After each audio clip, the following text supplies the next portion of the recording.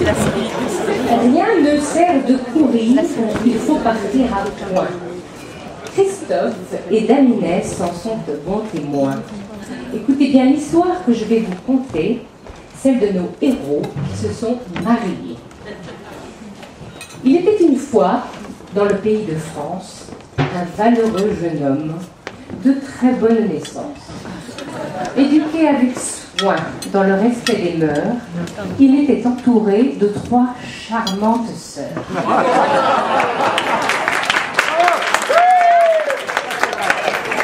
Et son père et sa mère, en le voyant grandir, reposèrent sur lui leurs espoirs et désirs.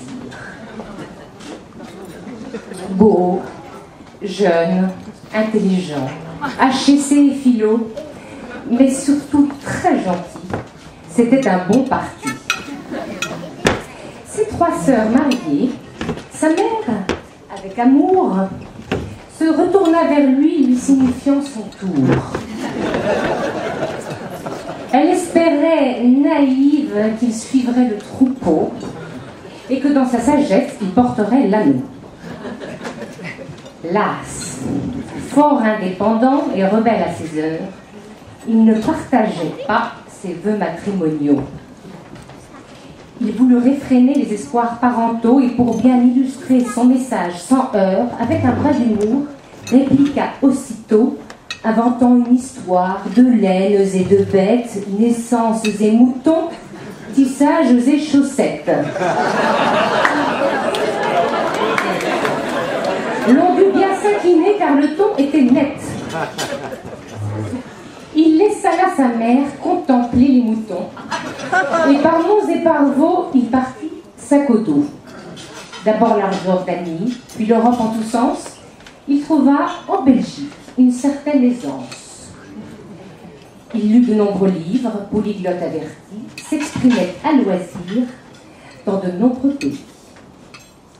L'histoire ne nous dit pas les chemins qu'il croisa, les belles éplorées qui ne l'arrêtèrent pas. Il était romantique. Il espérait trouver pour compagne une fée aux bouclettes dorées, aux yeux couleur de ciel et au rire cristallin, qui saurait conquérir et son cœur et sa main. De son côté, Inès pérégrinait aussi. Et tout autant rebelle s'éprenait de l'Asie, dont la philosophie enchantait son esprit. Pétillante avocate et actrice à ses heures, elle rencontra enfin notre prince charmeur. À voyager ainsi chacun de son côté, ils auraient pu jamais ne se trouver. Mais les belles histoires parfois se réalisent et les belles rencontres parfois se concrétisent. Maman peut arrêter de compter les moutons.